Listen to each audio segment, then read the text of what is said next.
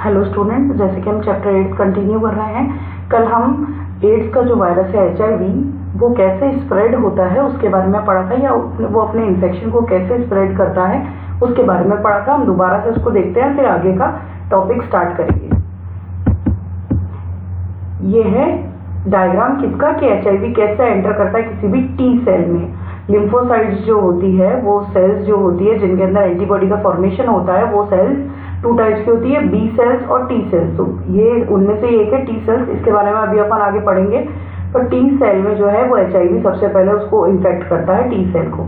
तो जैसे ये HIV वायरस है और ये क्या है टी सेल, और टी सेल की आउटर प्लाज्मा मेम्ब्रेन पे वायरस ने आकर स्ट्राइक किया और वायरस ने क्या किया, अपना जो वायरल RNA था उसको किसमें इंजेक्ट कर दिया, सेल के अंदर। जैसे ही वायरल RNA सेल के अंदर पहुंचा, उसने रिवर्स ट्रांसक्रिप्शन प्रोसीजर के थ्रू RNA को किसमें कन्वर्ट कर दिया, DNA में। यानी RNA से क्या बन गया, DNA। अब ये DNA जो है वो सेल के DNA के साथ मिक्सअप हो जाएगा। उसके बाद मिक्सअप होने के बाद ये नॉर्मल जो रेप्लिकेशन प्रोसीजर है उसके थ्रू बहुत सारी कॉपीज फॉर्म करेगा।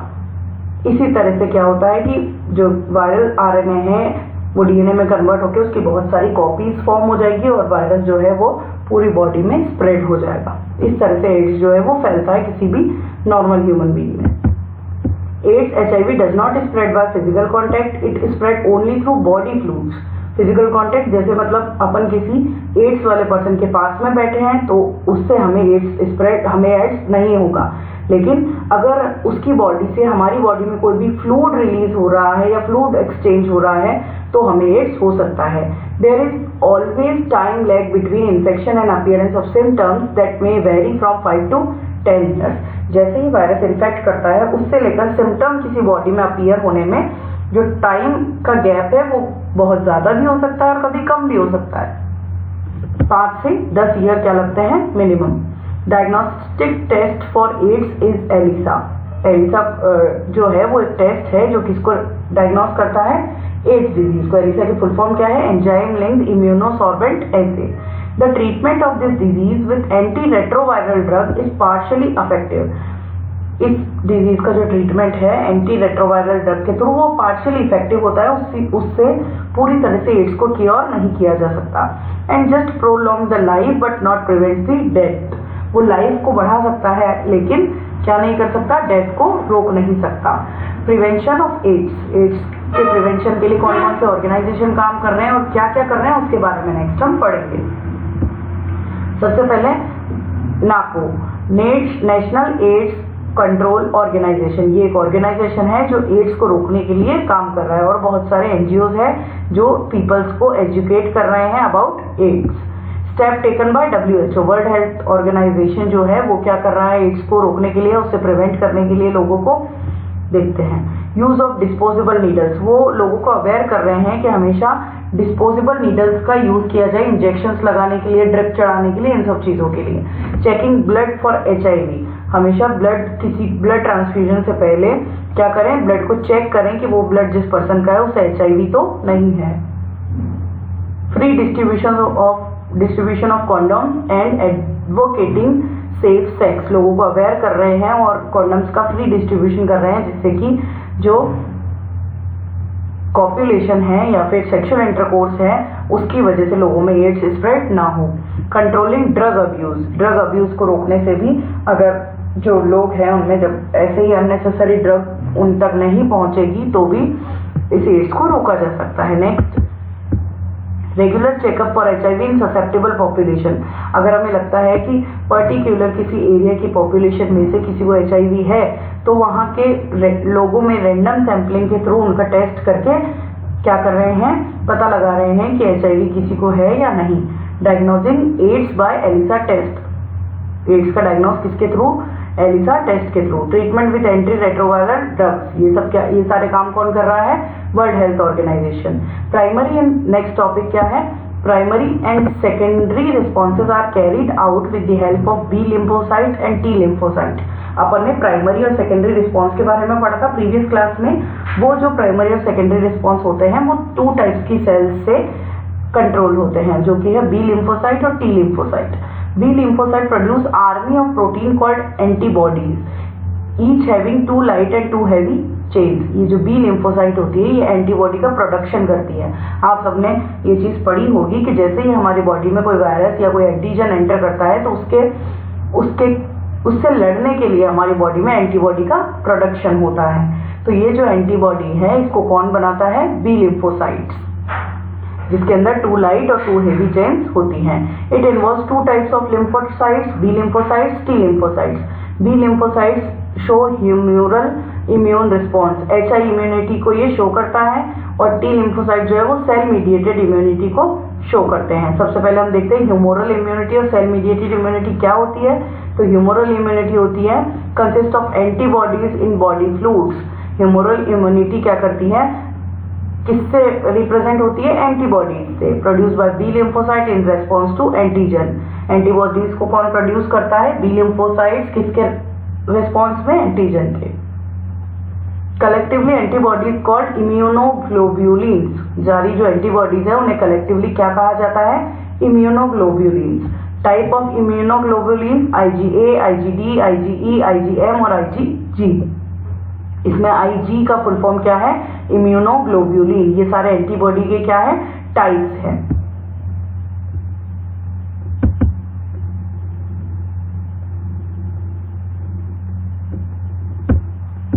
Structure of an antibody.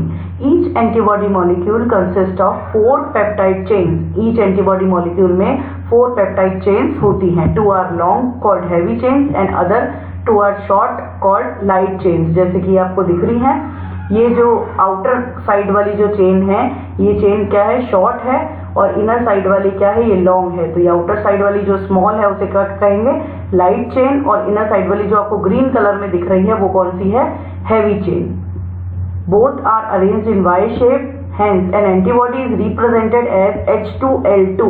H2 मतलब 2 heavy chains और L2 मतलब 2 light chains. Tips of upper 2 arms bind to antigen and form antigen antibody complex. इसके जो टिप्स होते हैं यहाँ पे ये क्या करते हैं? एंटीजन बाइंडिंग साइट प्रोवाइड कराते हैं। कोई भी एंटीजन यहाँ आके बाइंड होता है और क्या बनाता है? Antigen antibody complex. Next topic है cancer. It is one of the most dreaded disease of human beings and is a major cause of death all over the world. Cancer जो है मोस्ट ड्रेडेड डिजीज है human beings का, और ये बहुत major cause है लोगों के डेथ के लिए। Normal sales show a property called contact inhibition, by virtue of which contact with other cells inhibit their uncontrolled growth. Cancer cells lost this property. जो नॉर्मल सेल्स होती है उन सेल्स में कॉन्टैक्ट इनहिबिशन की property होती है जिससे कि उनकी ग्रोथ को कंट्रोल किया जा सकता है, लेकिन कैंसर सेल्स जो होती है उनमें ये प्रॉपर्टी नहीं होती। जैसे कि अब हम क्या पढ़ रहे हैं, दोनों में डिफरेंस पढ़ रहे हैं, नॉर्मल सेल्स में और कैंसर सेल्स में। नॉर्मल सेल्स स्मॉल होती है, यूनिफॉर्मली शेप्ड न्यूक्लियाई होते हैं, रिलेटिवली लार्ज साइटोप्लाज्मिक वॉल्यूम। जैसा कि हमें दिख रहा है कि जो साइटोप्लाज्म है वो ज्यादा होता है, न्यूक्लियस जो है वो यूनिफॉर्मली शेप्ड होता है और छोटी होती है साइज में। अगर ऐसे ही हम कैंसर सेल को देखें तो वो लार्ज होती है साइज में, वेरिएबल शेप्ड न्यूक्लियाई होता है, न्यूक्लियाई का कोई फिक्स शेप नहीं होता, relatively small cytoplasmic volume, nucleus का साइज बड़ा होता है और साइटोप्लाज्म का वॉल्यूम कम होता है। Conformity in cell size and shape, cells arranged into discrete tissues. इनके सेल साइज और शेप में कंफॉर्मिटी होती है, यानी फिक्स शेप और साइज होता है, और जो है वो सेल्स अच्छे से अरेंज होकर क्या बनाती है? टिश्यू फॉर्म करती है। Variation in cell size and shape, disorganised arrangement of cells. इनका जो अरेंजमेंट होता है वो ऑर्गेनाइज नहीं होता, डिसऑर्गेनाइज्ड होता है, और इनके शेप में और साइज में भी वेरिएशन होता है। कुछ छोटी होंगी, कुछ बड़ी होंगी, कुछ राउंड होगी, कुछ ओवल शेप होंगी। में possesses differentiated cell structure, normal presentation of cell surface markers. इनके अंदर क्या होता है? डिफरेंशिएटेड सेल स्ट्रक्चर्स होती है, और जो सेल सरफेस होती है वो भी नॉर्मल होती है, बहुत सारे मार्कर्स प्रेजेंट होते हैं। Loss of normal specialised features, elevated expression of certain cell markers. इनके अंदर वो जो general cell markers normal cells में होते हैं वो नहीं होते, और कुछ ऐसे सेल मार्कर्स होते हैं उभरे हुए से जो हमें आउटर साइड पे दिखाई दे रहे हैं, इसीलिए इसे क्या कहा जाता है? Cancer cell. Lower level of dividing cells, cell tissue clearly demarcated. इनके अंदर बहुत क्या होता है, डिवाइडिंग सेल्स जो होती है उनका लेवल लो होता है। Large number of dividing sales, poorly defined tumour boundaries. इनके अंदर क्या होता है कि डिवाइड करने की कैपेसिटी बहुत ज्यादा होती है, क्योंकि कैंसर होता क्या है एक्चुअली, नॉर्मल सेल डिवीजन जो होता है उसमें सेल नॉर्मल सेल डिवीजन करती है और एक सेल से बहुत सारी सेल्स का फॉर्मेशन होता है। लेकिन कैंसर के अंदर क्या होता है कि सेल की जो सेल डिवीजन की को रोकने की प्रॉपर्टी जो होती है वो बिल्कुल लॉस हो जाती है और सेल जो है वो कंटिन्यूसली डिवाइड करती रहती है। और कंटिन्यूसली डिवाइड करने से क्या होता है, उनमें सेल्स में एक्स्ट्रा ग्रोथ हो जाती है, उसी की वजह से क्या बन जाता है, ट्यूमर, या फिर उसी ट्यूमर को क्या कहा जाता है, cancer. Cancerous cells continue to divide, give rise to masses of cells called tumours. Cancer cells जो होती है वो कंटिन्यू डिवाइड करती है और क्या बनाती है, सेल का एक मास कलेक्ट कर लेती है जिसे क्या कहा जाता है, tumour. There are two kind of tumours, benign tumours और मैलिग्नेंट ट्यूमर्स। अब ट्यूमर्स भी होते हैं वो दो टाइप के होते हैं, बेनाइन और मैलिग्नेंट। देखते हैं दोनों में क्या डिफरेंस है।